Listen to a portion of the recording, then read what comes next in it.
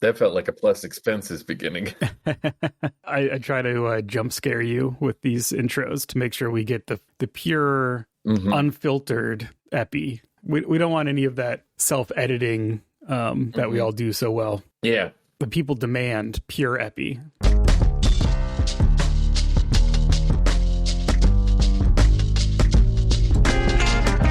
Welcome, everyone, to the Unwritten Earth Symposium podcast, where I sit down with my good friend, Epadiah Ravishal, the pure, unfiltered epi, as we like to say, to talk about truly true role-playing game design, play, and the homework that we've done on our own truly true projects. And it's the podcast where I talk to my good friend, Nathan Paoletta, about my obsession with spinners. Yeah. That's what I'm going to talk about this episode. I got other stuff to say, I'm sure. Unfiltered, exactly. Unfiltered, unedited. As longtime listeners know, we will never do an unedited podcast because it will be. If you've ever talked to one of us, you will understand that it would be unlistenable. We did see, this is exactly the sort of thing that would get edited out of the podcast. But I'm leaving it in. We did a live one for the Rockford Files. Yeah.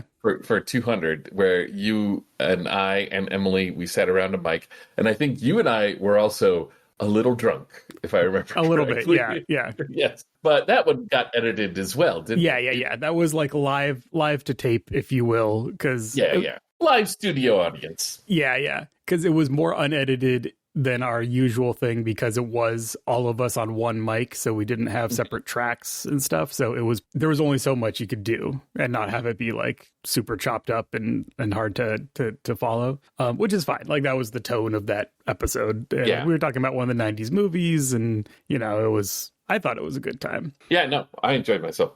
I sometimes, again, maybe plus expenses here, but people do Twitch streams that aren't like actual plays. They're just on a Twitch stream talking to the audience or whatever. You could also do that on YouTube, I guess. But like sometimes I see those things. I watch them out of curiosity. I don't have the temperament to like I will watch the edited versions of those. I'll watch the clips that people make from them. That stuff is fine, and I can really, but like to sit and watch somebody just stream of conscious through something as part of their chat, I can't.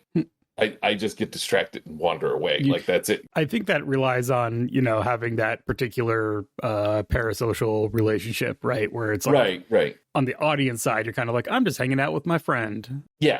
And I've done that literally with friends that have done that, right? Like friends who are streaming, I will show up and I'll be like, hey, and say hello to them or whatever. And that I enjoy. But I sometimes wonder, like, oh, is this a thing that Unwritten Earth should do? Should you and I get like a Twitch channel and just kind of do a live stream like once a month or something like that? And then I realize that, like, no.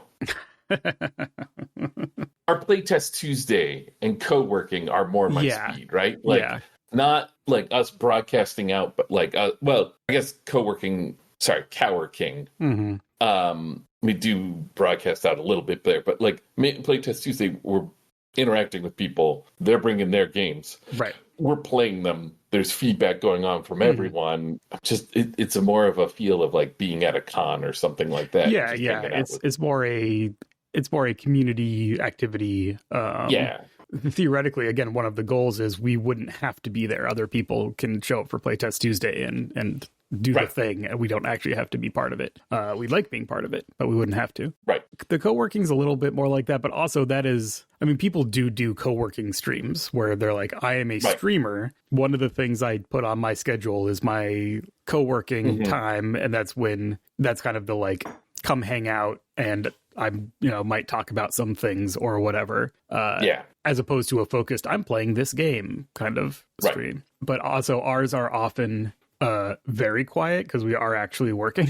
Yeah. So I don't know how much like hangout vibe there is. Quiet except for when I swear at something I'm trying to figure out or something like.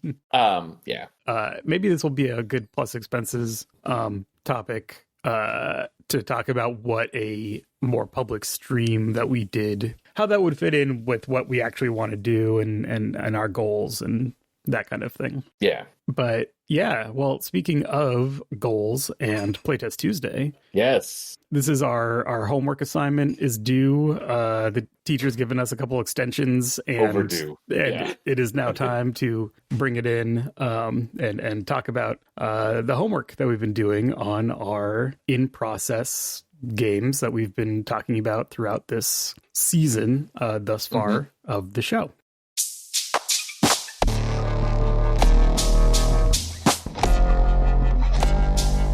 If you're new, or just, it's been long enough that you don't remember, and I would not blame you, because it has for us. I'm working on my sailing game, my charge from our last episode where we talked about this was to use the Gregor Hutton's Remember Tomorrow. Yes. Framework, use that to start working on it to kind of hack my game. And you're working on your distinct from Lincoln Green Robin Hood game that is based on the Bullwinkle and Rocky party role-playing game. So in my head, I'm like, well, it was going to kind of be work on Lincoln Green, but now it's turned into a different Robin Hood game. It definitely has. I'll jump into this right now. Like this, we knew this going into the homework that like this was an experiment to see what we can learn. And what I learned was I kind of want to make a Robin Hood hack of the Bullwinkle and Rocky role playing party game. Man, we need a very short title for that. Do we? BNR. No, okay. All right, we'll do the whole thing. There's an itch that it's scratching. It's not the same itch that I was trying to scratch with Lincoln Green, but I'm going to learn lessons from this to bring over to Lincoln Green. That's always the case. And then while doing that, I was like, if you were here for the last episode, we talked about this. I spent a little time mocking up a spinner in a program. I was like, I know what this spinner is, and I can describe it mathematically. So let me do that using SVGs on a little website. And then I was like, I am learning how to code all this. I've spent enough time learning to code that I was like, oh, I bet you I can make it work. I can make it spin, and I did. And it was like I was an infant witnessing a spinner for the first time. A certain primal joy bubbled up in me that I cannot I just sat and spun that thing for 3 weeks straight, just clicking it over and over again. Spin.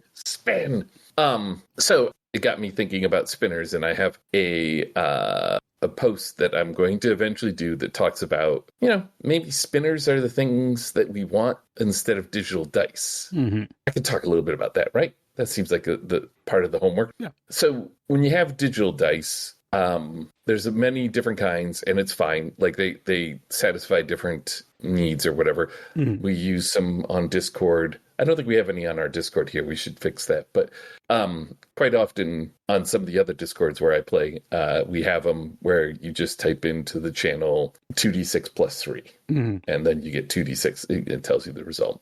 And that's fine. There's a moment where your command has to go to wherever the bot is hosted, and then the bot gives you a random number through the formula. And it comes back, and that is not instantaneous, though it's pretty close to it. So there's not a whole lot of suspense in that. Yeah. But there's a written record, which is nice. That's something that rolling dice doesn't have, right? Like if you're rolling physical dice at a table, unless you have like rules where you leave the dice at the table and, set them aside and don't roll them into them again or whatever. Yeah. Or there's some reason for you to write them down and then keep like a paper record or something. Yeah. So that's kind of nice, actually, like being able to go through. We just had like an incident recently where I was like, I've got like a monster that we're throwing coins instead of rolling dice, but we're using the same interface. And it was like, it's got to split its coins amongst all of you. So you all roll first, and then I'll roll in the same order who it's splitting with. And then we can go back, and that was nice. Like, it's not like it would have been difficult to do that at the table, but it was a nice feature of how these dice work. But there's a lot tactilely. There's a sensual, there's a missing central component. Man, I've now said the word central twice and regret both of them. Here we go. I'm leaving them number in. 3. Yes. When you roll dice, they clatter. You feel them in your hand. They hit the table. There's that suspense. It's a little bit, I mean, like, it's not the same noise as like a bowling alley, but you know how bowling alleys are like one of the most satisfying noises in the world? Like the ball hits and it rolls. You can hear it rolling, and like you can feel it coming closer and closer to the pin. And then when it hits dice have a similar feel to them, right? Sure. Like it's smaller. It's a smaller scale, but it's nice. And I've used dice rollers that kind of approach that, like some of them that use the noise, but they always sound the same. So it's just like the same noise over and over. Some of them that like animate and use like video game physics so that they bounce off the side of the screen. The tumbling dice graphic. So that you do get that thing where you wait to see what it turns up at the end. Yes. Yeah. And like you're missing out on some of the fun of like a cock die or a die that rolls off the table, but whatever. It's fine. Okay, all those are great, but they require more and more effort to do on the coding side. Like if you have access to one, you can use it, and that's fine. If you're going to make one bespoke, you don't get a whole lot of return on investment, I feel, with doing that. So I made up this spinner. Now, first of all, obviously, I feel like that's easy to do because I did it. And whenever you do something yourself, you're like, that was easy. Without realizing that, like, I wanted to do something similar 5 years ago when I was first learning to code. And I was like, easy what? Yeah, why doesn't this work? But I was like, I bet you I can make a thing that lets people make their own spinners, right? Like, there we go. Yeah, where you can kind of put in the weights of like, here's this result, and I want it to happen this percentage of the time, and then it would like put that together into a spinner, like that kind of. That's exactly it, right? Like you start tackling the problem from different angles, and you start like what we did last time when I showed you the spinner. I was like, if I made a target, because I wanted to use the target, the archery target. Yeah, the archery target. If I made a target and put it at the center, your results will always be the exact same, right? Like that's you can make a dartboard, right? Like that's different because the different slices have different values or whatever. But like if it's rings, concentric rings, your spinning arrow in the middle or whatever is just going to be pointing to the same concentric. If it's focused on the middle. So we moved it to the corner. So now it goes through all the concentric rings and into the middle at some point. And we talked last time about how delightfully deceptive the illustration on that is, right? Like pie charts are famous for being bad because it's hard for us to like actually divvy data up by area. Yeah. We could use that to our advantage here. It's like those kind of like foundational, like elementary school geometry things where it's like the wide, shallow cup and the tall, narrow cup. And it's like, which one of these has more? And it's the same amount of liquid in each. But, you get the thing where you look at one, it looks like it's half full. And then this one looks like it's totally full. Like you can use that to your advantage. I learned this from a video. I'm sure it's a number file. That's number PHILE on YouTube. Amazing videos, so many of them. But they talked about, I think this is, but they talked about martini glass. Because of the shape of the martini glass, it's not full straight up to the top, but it's just down by a couple millimeters. If you have two glasses like that, you can pour the second glass entirely into the first glass. Oh, because the way volume works, it's very deceptive to us, but it's also deceptive on purpose, right? Like a martini glass looks like you're getting more alcohol than you actually are. Like it's a glass designed to make, it's a shallow pool designed to make it look like you're getting like a whole thing. Yeah. It's along those lines. Like our brain isn't set up to interpret these things, and that's fun. Like that's part of the joy that we get from the randomness, right? Yeah. We talked a little bit about this actually on our last Plus Expenses, where I think this is kind of a similar thing to how our brains are not great at odds, and it's more about interpreting what we think an odd should feel like an odd, by which I mean chance of happening. If something has a 75% chance of happening, a lot of the time, myself included, we interpret that as like, oh, that'll happen most of the time. Mm-hmm. So if I do that thing once, it'll definitely happen because it'll happen most of the time. And I'll have to do it at least 4 times before it doesn't happen. Exactly. Right? Like, that's not how probability works. Mm-hmm. I was thinking about this. This is a tangent, but a long time ago now, I played one of the Games Workshop tabletop games. I think we were playing Rogue Trader, maybe, because there were a couple. They did like a series in the Warhammer 40K universe of tabletop games. And they used this percentage system, right, where your skills are kind of BRP style or whatever, where it's like your skills are 1 to 100 and you need to roll under to succeed. And it just struck me as being so, either this was like very weird and that's just because that's how they made the game, or there's something else about the game you're supposed to do to counter this and we weren't doing it. But like your skills for starting characters were all basically sub 40%, right? Right. So there's part of you that's like, okay, my good skill is at like 45, and then my like other skills that like I want to prioritize are like 40 and 35, and then my skills that I'm not very good at are like 25. And that meant that you just never succeeded at anything. It was because you're only rolling because it was it's a game where it's like, you're on an adventure of some kind and you're doing some stuff, you have some role play, and then like, all right, let's make the deception roll to see if they believe you. So you like roll that once and it's like, well, let's see if my 30% chance, if a lot of those games are like, we'll have, I was going to say pay lip service to this, but it's actually an intentional part of design in some of those games where it's like, don't roll for most things. That was kind of the thing where it's like, because I think what was I playing? I liked my character a lot. I was playing a tech priest in that, so in 40K, the Imperium, like everyone's forgotten about, people know about 40K, but everyone has forgotten how technology works. So the tech priests are like the ones who keep technology going. So they're like prayers to the machine spirits and stuff like that. Right. Anyway, my character is one of those. Again, I do feel like the things that were like your character's thing were not things you rolled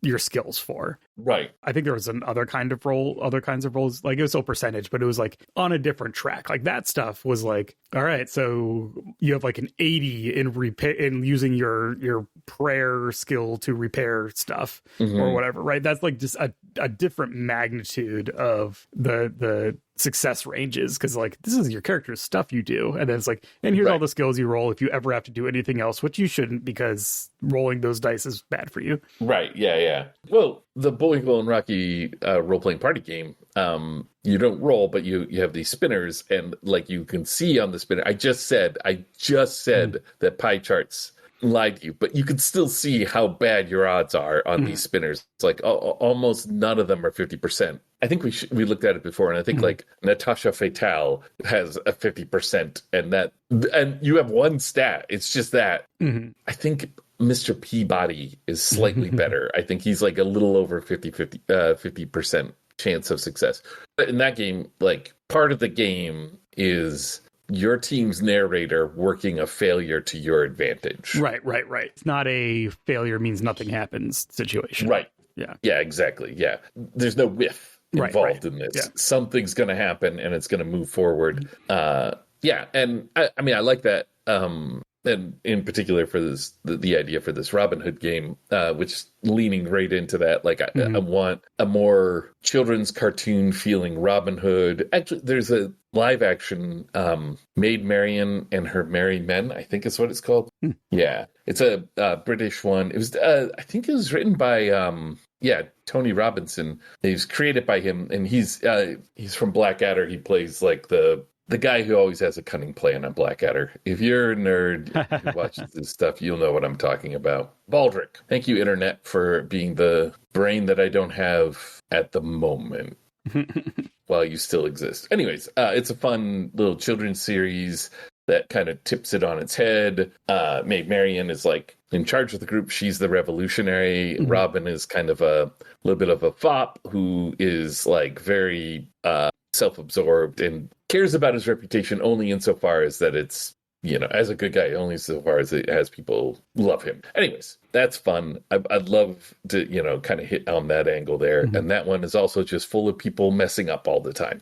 You fail, your opponents fail, and it's good times. Kind of touches on a topic that we keep on saying we should talk about this, but the comedic tabletop games and what makes something funny. And getting into bumbling is certainly one of those things. We are also holding off on talking about spinners as a node topic because I also have some spinner thoughts from children's spinners from stuff that I've been doing with Simone. I think a easy technology to incorporate into kids stuff is you shove a spinner on it. And so that it can be in a book, it can be as part of a little fold out game or whatever. And I think I said this before, they're usually just a simple, 1 to 4 or 1 to 6 number generator, but the physical way that they're incorporated into a product, I think is fun.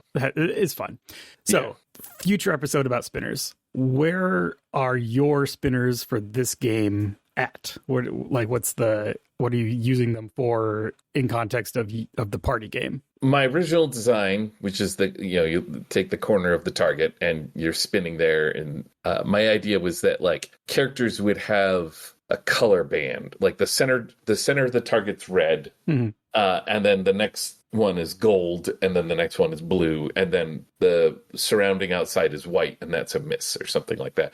And so a character, you're either red, gold, or blue, and that tells you which one you want to get. The more important, the Robin Hoods, they have red, but red is the least likely to happen. And then the next, gold and blue. And I one of my partly because I want to be Robin Hood just fails all the time. So another aspect of the Bullwinkle and Rocky role-playing party game, the beginnings and ends of your scenarios are prescripted. Right. You choose it, it says how it begins and how it ends, and it's basically how you get there is what's important. And I think it'd be kind of fun to be have an archery tournament, do that scenario, the one where the sheriff of Nottingham is okay, I know how to get this Robin Hood. We're going to have an archery tournament, and we're going to put something up that he wants. Maybe it's a silver arrow, if you're fans of Robin of Sherwood, one of the greatest all-time TV series. Or maybe it's a kiss from the Maid Marian, which I think is the one that they went for with the Disney one, or just appealing to Robin's sense of I'm the world's best archer. I should just win this, no matter what. And then you have the archery tournament. Robin shows up in disguise. Antics ensue. But it would be great to, maybe not the very end of it, but a fixed point in it is that Robin has to win the archery tournament, which can only happen if Robin spins a red. Right. So you just do round after round of archery tournaments, and it's and if Robin didn't spin a red, we have to go again. Now, I don't know if that's fun. That's a fun joke. Right. I like that as a joke. I don't know, that's a thing we'd have to play out because... maybe there's something where there's a thing in the game of shifting your band or something, right? So at a certain point, you'd be able to kind of choose when you're going to do that if you don't hit it naturally. There's another thing in the Bullwinkle and Rocky role-playing party game, getting faster saying it, where you have cards that have things that you introduce into the fiction. And it would be kind of fun to put on those cards a band. So you could say, if I introduce this, then on my next spin, both my band and this band count for me, right? Yeah. And one way to then tip things in Robin Hood's favor, Robin Hood having a red thing, is to have in the cards the bullseye, the least common band, right? Because a card with your own band on it doesn't help you. Right. Yeah, it doesn't change your chances. So if most of the cards are gold and blue bands, then Robin Hood is more likely to increase his odds than other people, which I think is kind of fun. And you could have something where, eventually one, I guess, strategy in play, right, for Robin Hood could be, all right, I need to accumulate a card of each one. So then when I've played them, then I'm guaranteed no matter what, I'm going to do it on this one because I've played both of my cards that have a gold and a blue, but there's something about how often you get cards or why you keep them that is different. But then those red ones only come up every so often, and for I don't know, Friar Tuck or whatever, who has like a gold band. If he gets the red one, it's like, well, it helps me slightly. Right. Every little bit counts. Yeah. Just riffing on that, I think it would be fun if, again, Bullwinkle and Rocky role-playing party game has good guys and bad guys. They're delineated as such. You trade off who's the narrator, and you're supposed to actually, as the narrator, really push for your side. Like it go so far as to say cheat for your side. If you're, it's not really cheating because the rules are telling you to do it, but like it feels like cheating in the context of other games, you know. But it'd be kind of fun if the difference, a mechanical difference between good guys and bad guys, is that good guys can collect these cards together for each other. Oh yeah, right. Well, you can share them, or you can give them to each other. Yeah. Or you play them on someone else when they're making a spin or whatever. And maybe the bad guys, like if a higher up is in the same scene as you, they can steal it from you when you go to play it, right? Like, nope. Yeah. That's mine. That'd be fun. But just quick answer the other bit, which was the for the there's the white, the miss, when you miss the target. Yeah. That would not exist at all in the cards. But if you're playing a commoner, that's your band. And then you could use any of the other bands. Like, so there's just that thing of like, yeah, the commoners just happen to be better than everyone involved because they're the most likely to happen, and they can use any of the bands, but they're just commoners. They're not part of the bad guys or the good guys. They're just trying to live their lives, you know? And that's fun because it's like a commoner being involved is kind of like a plot device, right? It's like, okay, what we need now is we need the guy in the stands to start leading to identify Robin. We need someone in the stands who's not a bad guy, just like a fan, a huge, you know, he's a Robin fan, and he's like, oh, he's a disguise, that's Robin Hood, or whatever. Yes. And it's like, all right, you have the white on the spinner, so let's see how that goes. You have a spin-off between you and Little John to see if Little John can like silence you before you give it away. No, this is a commoner. They're going to do good. Yeah, spin-off. That's fun. Yeah. So I think there's like a lot of potential for a fun game that I can overcomplicate real quickly, but that's okay. I'm not aiming this at children. Like I'm aiming it at the inner child. Right. In all of us. Yeah.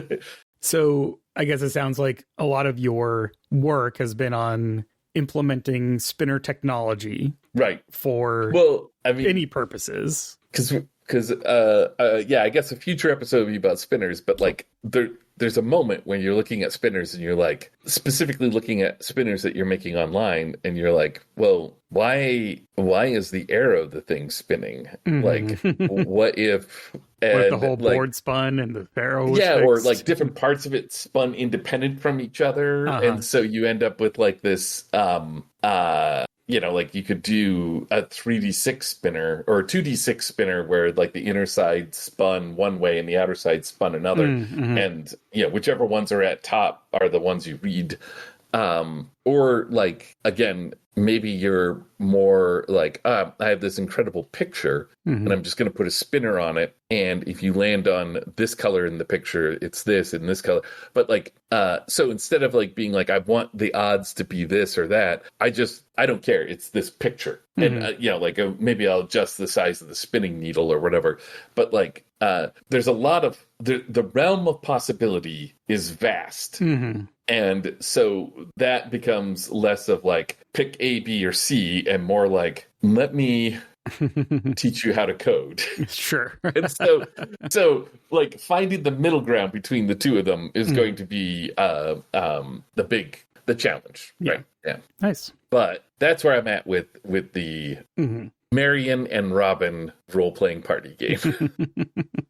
Let's hear about sailing. Do you remember sailing? Wait, no. Is that what you trying to think of, like mixing Remember Tomorrow with sailing? Oh yeah. No, I don't. I still don't have a good mashup title. I like my title, which is Fair Winds and Following Seas. It's a good title. I have to look up and see if anything else. It seems. I mean, it's a phrase. It's a sailing phrase, right? It's a maritime phrase. So I'm sure there's a board game or something. But I'll look. I haven't looked it up yet. But that's my working title. But like, you're unlike where I'm like, let me spin off a game. Yours, you're actually taking the lessons and driving them right into the core of your game now, right? That's I'm trying.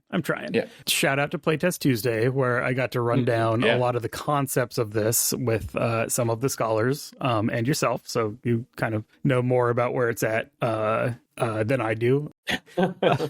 So you're able to ask some questions that I might not, bring up if you're curious, because we went through it a couple weeks ago. Right. So the premise for this game is that you and your friends are going for a nice weekend sail on a small sailboat. And being on the water is this contrast between being in a confined space with people and being on this vast expanse of natural wonder. Right. So the course of play, if you will, is guided by hazards that are going to come up, because sailing is just inherently dangerous to some degree, not necessarily lethal, but it's a, like any kind of like I think this is true of mountain climbing or like backpacking or something. There are a lot of things that could happen. And if you are experienced or you do your research, you kind of prepare in advance. Mm-hmm. If you're backpacking, you bring like water purification stuff in case you, run out of bottled water, like that kind of stuff.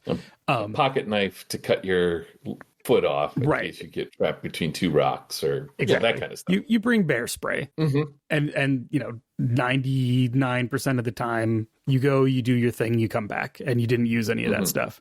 But when something does go wrong, it can snowball, right? One thing goes wrong and then another thing, and then all of a sudden the thing that you weren't prepared for comes up. Anyway, yes. So this game is kind of focusing on the wedge that starts there. Something is, something's going to come up that's going to throw off your plans, and maybe you'll deal with it and it'll be fine, and maybe it'll snowball and end up being a survival horror, scenario. Not guaranteed, but possible. So where am I with it? I guess one thing that I took away from kind of going over the proto Remember Tomorrow version was that getting started, I mean, this is true of many games, but like just getting started, there's a little bit of a, all right, now what do we do? Yeah, I'm locked into the premise. Then what? So how do we get from I'm locked into the premise to things are happening? So, and because it is a truly true role-playing game, the fiction should matter. There's a version of this where it's pulled all the way back to a board game, I think, but I'm still working on the truly true part. So in Remember Tomorrow, you create characters as a pool. You create your kind of primary characters, your PCs, and then also factions. And then they go into a pool, and on your turn, you can pick any of them to play. And then you kind of target your scenes at another one of them. So you're a faction, and like, I have a scene where I'm the faction, I want to take on your character or this character. So someone else play that character, or I want to play this character taking on that faction. All right, so we'll do that for this. You make your characters that are all the group of people who are on the boat, and then you make all your hazards, and that's a pool of hazards, and that's the pool of all the things. So you're kind of like treating characters and hazards with roughly equal attention.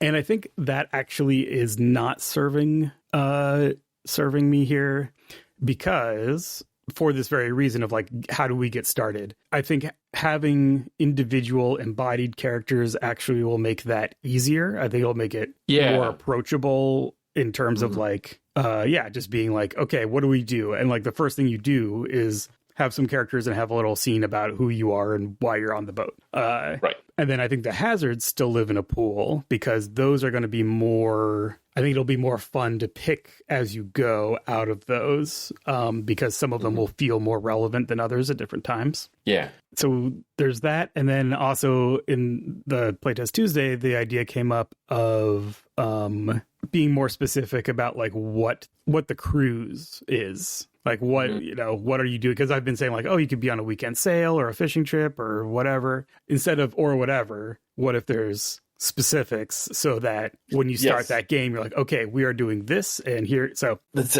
a fun opportunity to sort of what I'm trying to say here. I feel like that's a fun graphic design opportunity for to make the invites. Oh, that's fun. Yeah. Yeah. It's Nancy's 40th. We're going to go sailing and you're invited to join, or, like the different scenarios can project the vibe. Right. And then also, so to go along with that, is that I'm splitting up things that are only going to be applicable in certain cruises. So I'm also bringing something that's been really helpful from Remember Tomorrow, bringing in is the conditions instead of having specific like stats or, I don't know, the description of what we care about something in this game is generally shaped by conditions.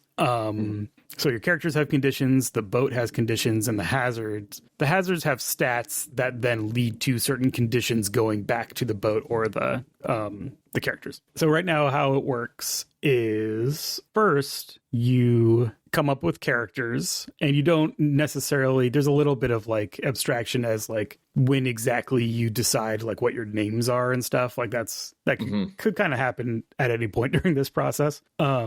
But first, you're going to make a character. You pick whether you're the captain. Someone has to be captain. And then everyone else is either crew or a lubber. I just want to make sure that we're saying that word correctly. Lubber. Lubber with two B's. Lubber.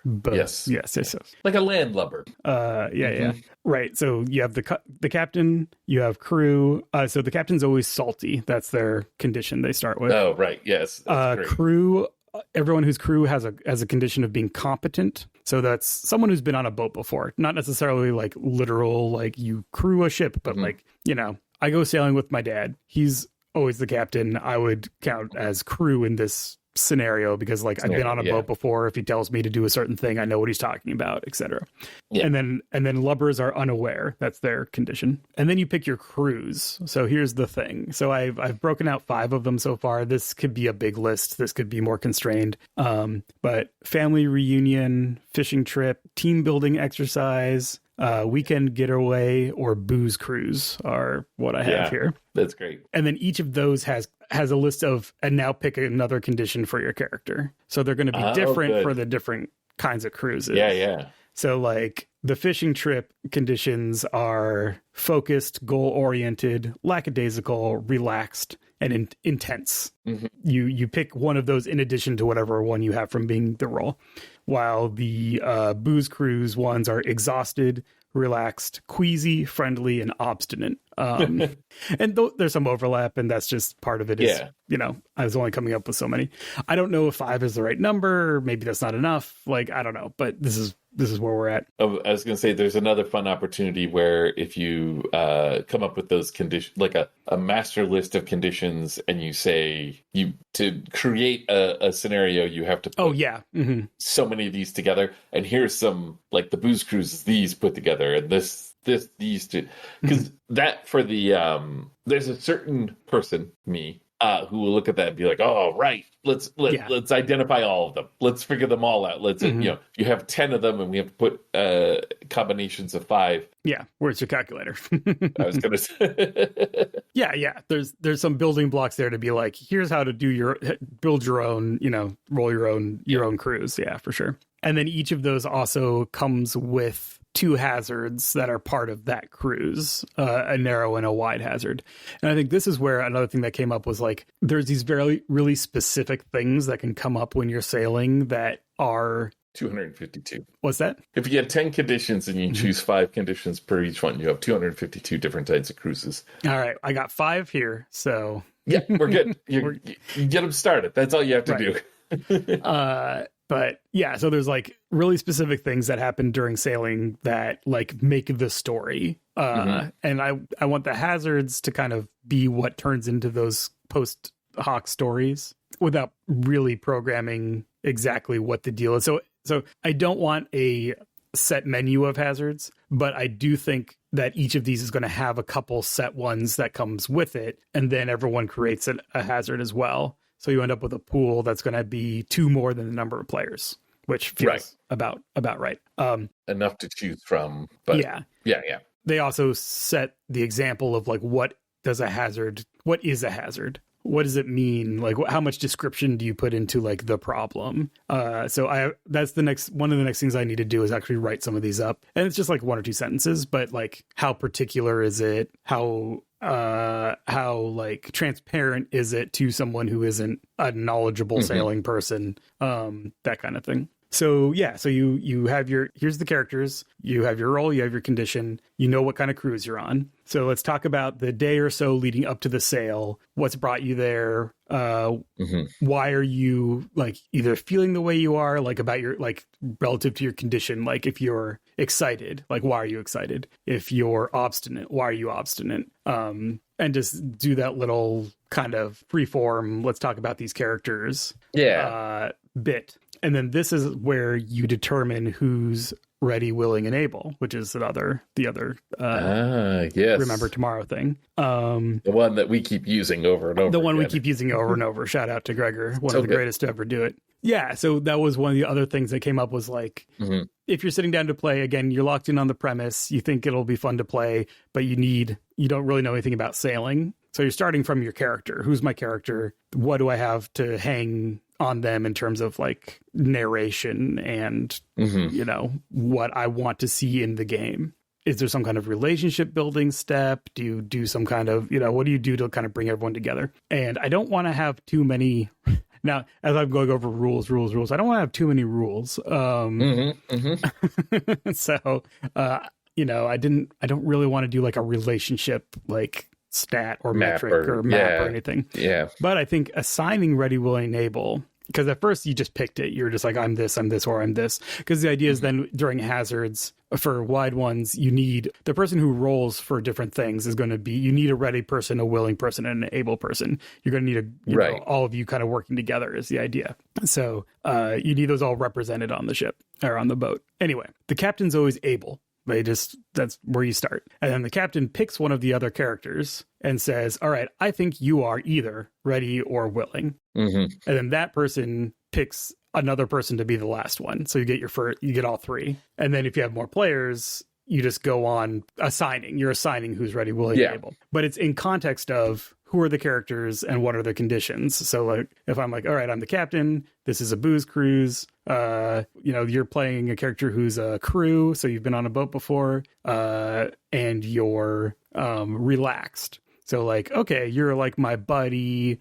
I think you're willing. Yeah. Because I'm going to ask you to do stuff. And you'll be like, yeah, sure. Whatever, man. And then that person has to pick one of the other people to be, so we have able, willing, to be ready. So that player then gets to decide, ooh, okay, who among the rest of you is going to be ready? Like that becomes an interesting question. Yeah. You're looking at the characters and just a way of introducing the characters, or at least getting them a little bit more ingrained in everyone's consciousness, right? Yeah, it gives you a reason to kind of think about like, what is this combination of traits what does this imply? Mean? Yeah. And also the difference in tone between saying, you know, my buddy who I've sailed with before is ready or is willing. That like there's a little bit of juice there, or like the lubber who's, you know, really anxious about it, but they're able. Well, so like, what does that mean? Now I'm thinking like, oh, maybe they're like a mechanic or something. Like there's someone who just has like skills. They just haven't been on a boat before, right? Whether if they're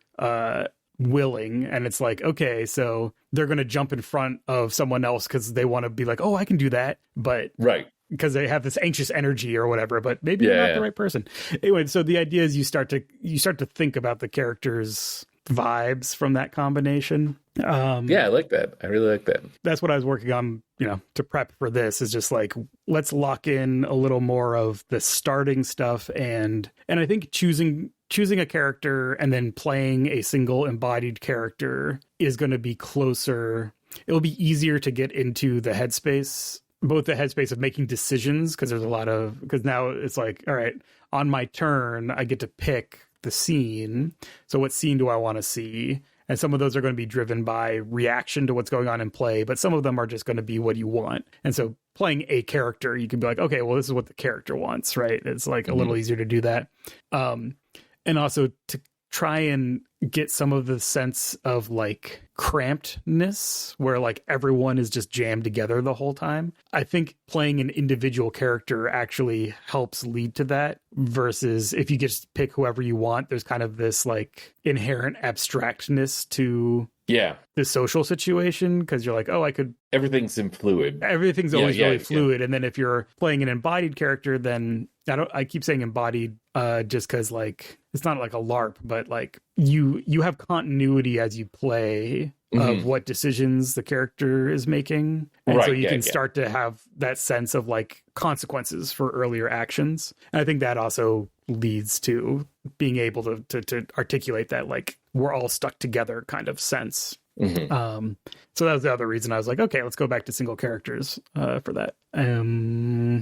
So that's where I'm at. I have a question. That may be about something you haven't really spent a lot. I feel like this may have come up at Playtest Tuesday, and if it did not, I apologize. I don't know why I'm apologizing for it. There's nothing to apologize for here. Yeah, how dare you? Right, so there's a thing in games that's hard to do, that's really easy to do in movies, right? Or fairly easy to do in books, too, where you're sailing, and you want that feeling of sailing. If I'm watching a movie about sailing, there better be a drone shot of a sailboat going across the ocean for a while. Like it doesn't have to be the whole... that sense of time. Yeah, there's like this, remember I don't know if you remember where you were when you saw the very first Lord of the Rings trailer.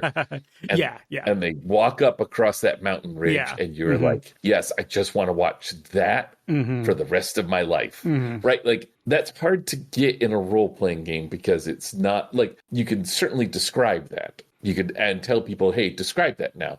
But that doesn't make it the moment that sticks in people's heads, right? Like the moment that sticks in people's heads when you whiff the roll or something else, right? Like this came up, I think, a little bit because we were talking about the passage of time. And how that's like most of sailing, you're not doing anything. Do you have ideas about like how to mark that, or just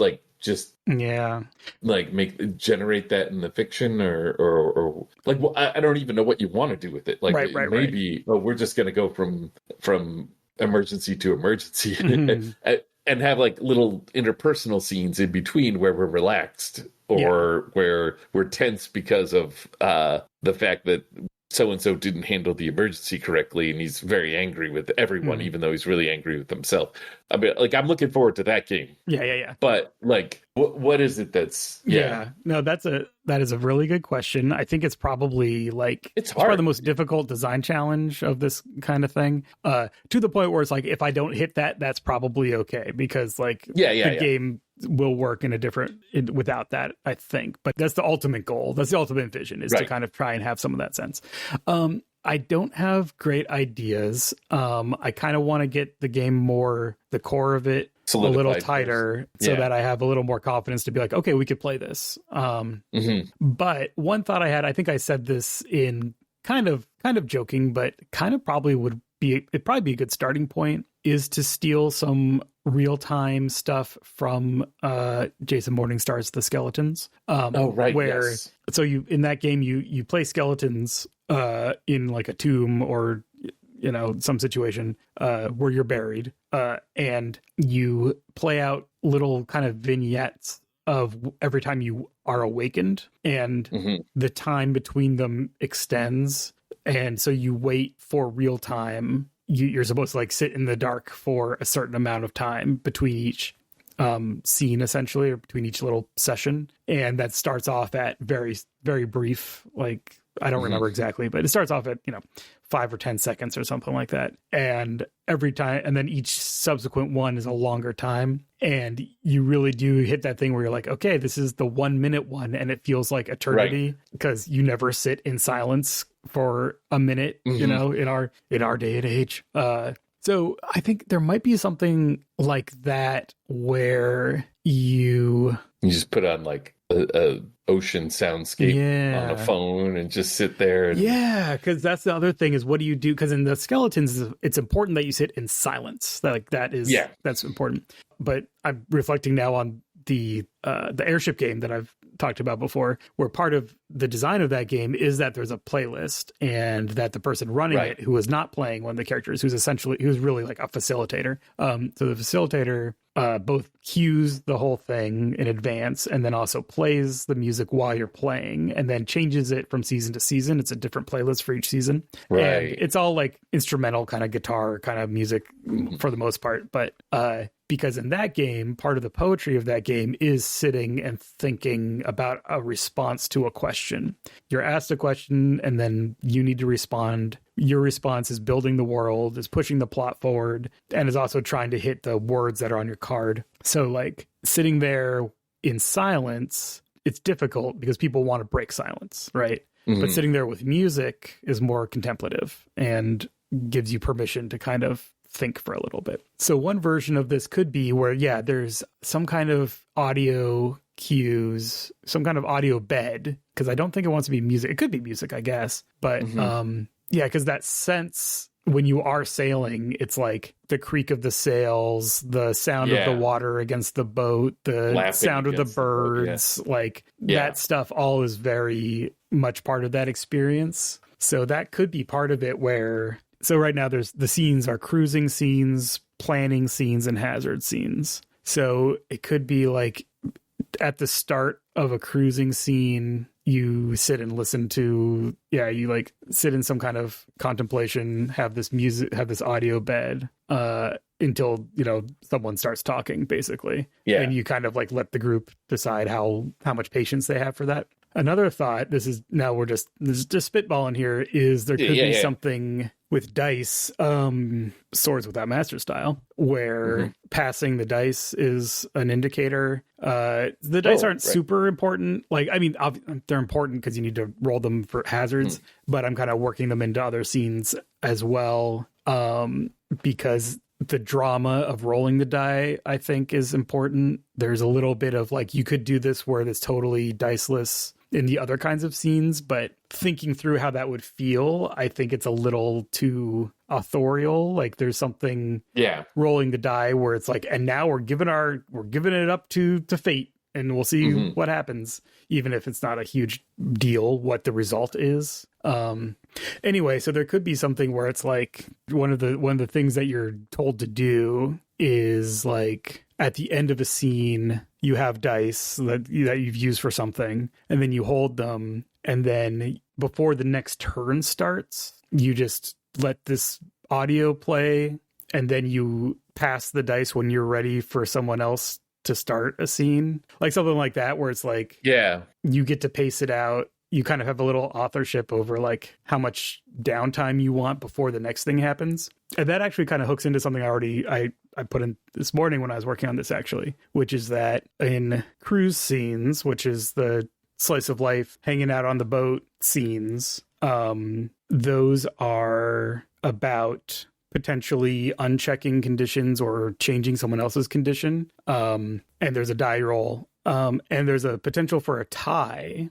And right now if there's a tie, you go right into a hazard. You like cut it off before you make change you otherwise would. And you go like right into a hazard. And like that would actually really work with this, where it's like usually at the end of a cruise scene, it's like, okay, and then you hold the dice and everyone kind of maybe just like you have a little in character chat if you want, or you just sit and you look out over the horizon or something until you're ready to pass the dice to someone to do their scene. But if there's a tie on that roll, boom, right into the hazard. You don't get to do that. And that's fun. That would have some thematic kind of punch, I think. Feel to it, Another recommendation I'm going to make is that you should have everyone put on sunscreen before they play this game. Like just for that get the smell, physical sensation and the smell, oh yep, you're going on a boat. There you go. That's a good idea. I was gonna say it comes with a Walkman with a tape in it for like this is very analog kind of experience. Yeah,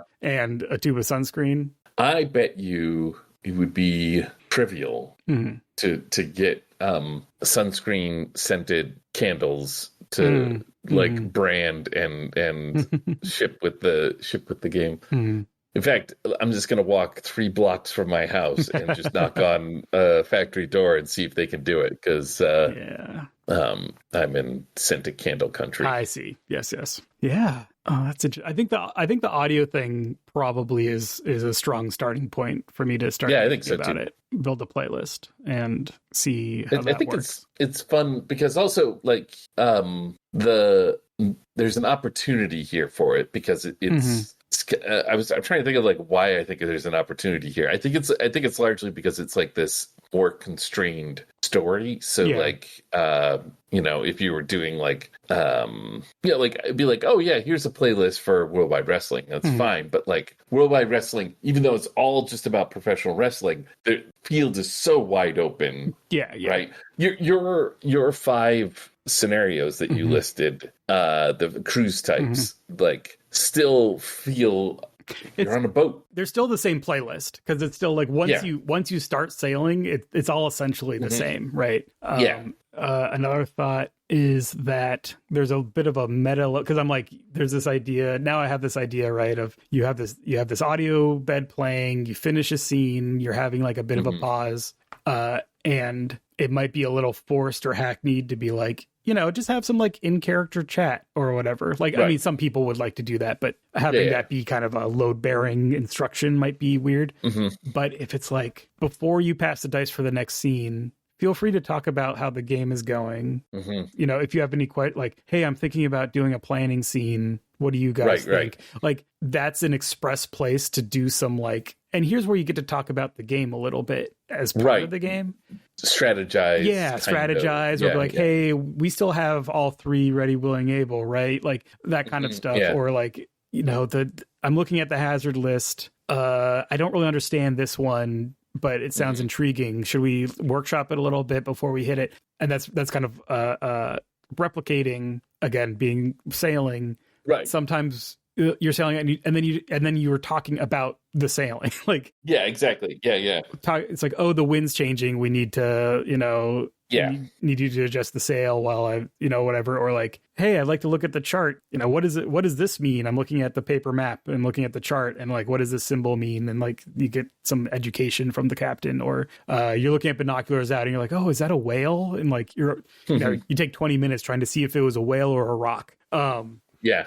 And that's just like meta. It's not meta in that case, but it's stuff that doesn't matter in terms of the story of your sail, right? But it's the stuff you do actually do while you're sailing. So it's a little bit like an opportunity to talk about, what are we doing here? Like, what are the fun things that we're doing? Or like, I like this, or I don't understand this. Let's talk about it. Or, that kind of stuff. You can do that as part of those pauses, as opposed to being like a post-game wrap-up or something. Yeah. No, I like that. I really do. It's a great way to like... I've brought this up, I think... Well, I've definitely brought this up in a Plus Expenses at some point, but I remember when 4th edition D&D came out and we played a game early days, and we had a character... It was a first level whatever character that went down, and none of us really understood or had read the rules for dying, right? Like, it's never as simple as, oh, you're at 0 hit points, you're dead, right? Like, there's something going on there.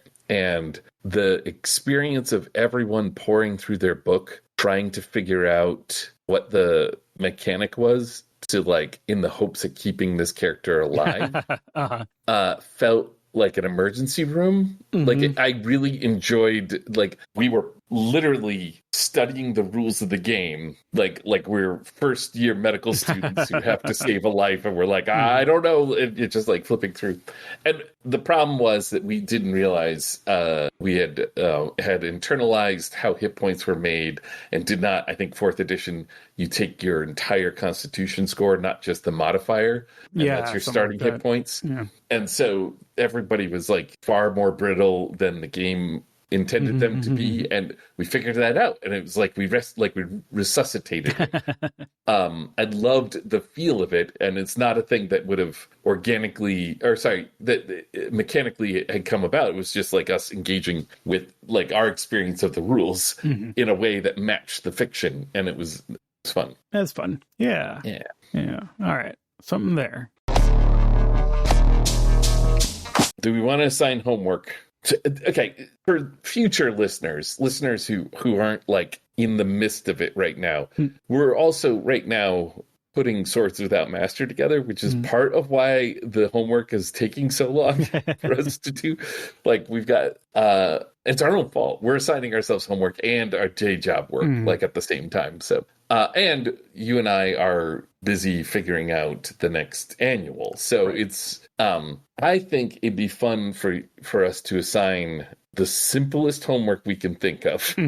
Yeah, I was thinking like a specific, like a deliverable, essentially, but like something specific. Yeah. So let me know what you think. I was going to propose this, and now you've brought it up. Your homework is to make that archery scenario, like whatever you need to pull together to make that happen without worrying about like the larger stuff or stuff that needs to get abstracted to be able to be used in different ways or whatever. Just have a note that says rules here. Yeah. It was like whatever the spinner is or the spinners are for the good guy and bad guy characters that are in the archery scenario. And then whatever like cards, the hands of cards, whatever those need to be. And just like see if you can pull that together. So I'm trying to think of like what would be an equivalent one for you.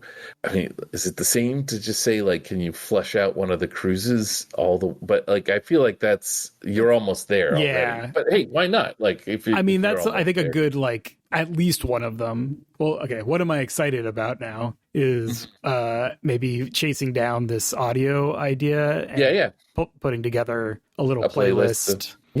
Everything else kind of in a slight tighten up the rest of. There's like one of the scenes I need to work on, how the hazards are explained. I need to tighten up a little bit. And then, kind of pick at least one of the cruise types and be like, here's the example, like, here's the one to play if you're going to play test. Like, if we're going to play test, let's do the family reunion sail or, something like that. Just because I think that one also has inherent, like, you can play some characters that are in conflict. Like, that's fine. And then if I can put together a playlist that I think would be appropriate, and I think that's my challenge. All right. I'm down with that. I mean, legally, I don't know how much of the playlist we can share. Yeah, I mean, my goal would be to that's be something, part of the challenge, right? Yeah, I have enough sound design chops that I could build something that I could share, or I'll see if I can make a playlist that's just like a public YouTube, playlist of stuff that's out there. If I find stuff that I think is right. That's my... Sounds good. I think this is going to be fun and not too difficult to do. Yeah, I think it's a little constrained thing. I say that as like someone who knows that every time I set one of those, it's always more than I expect. It's always more. But whatever. We just need to do the 90% that's easy. Right, that's right. Yeah. And again, we will kind of intend to do the homework, and then we'll have 2 or 3 recordings of like, well, we didn't do it. Yeah. So we didn't do it yet. We'll see how it goes. But no, I'm excited. I'm getting a much better sense of like what play should feel like, which makes it easier to write. Yeah, that's definitely when you know that there's a game there, but you don't have a complete vision of what the game itself will be. That's both a very fun spot to be in, but also like it can get frustrating. It could be okay, what is if it could be anything, it could be anything kind of stuff. Yeah, it's like, okay, now I kind of have a sense of what it should be, or what it could be, I guess I should say. And now it's like, can we get there, or should I adjust? So we'll see how it goes.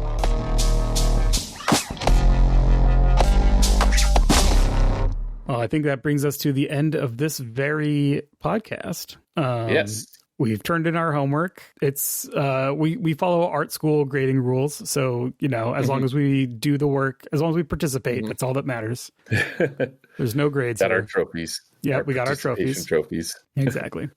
And if you are interested in these games we're talking about, I would say that, obviously coming into our Discord to talk about them or check out our Playtest Tuesdays is always going to get you a little more of what we're doing. Which is also on the Discord.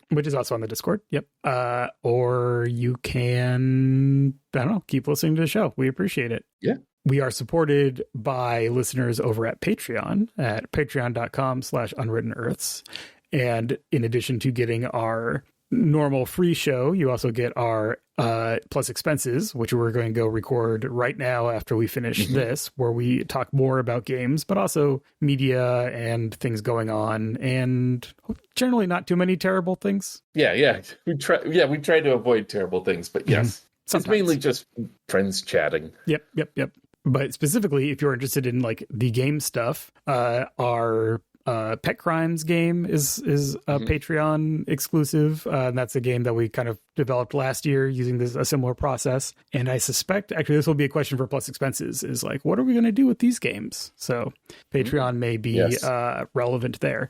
And also our public stuff that comes out, like the annual, like Swords Without Master, goes to patrons as well. So just a little benefit of membership over there, is you can kind of set it and forget it. We appreciate the ongoing support, and then you just get games when we finish them. So just throw that out there as an option. The Unwritten Earth Symposium podcast is by us. Go us. Our music is by Will Yobst. Thank you, Will. And all of our links are at unwrittenearth.com, including the things like our Patreon and Discord, as previously mentioned. And here we are again with our eternal question of Epi. 2 steps forward, 1 step back. Have we made a game yet? No, we're just about to pull out of port. The wind is changing. Yes.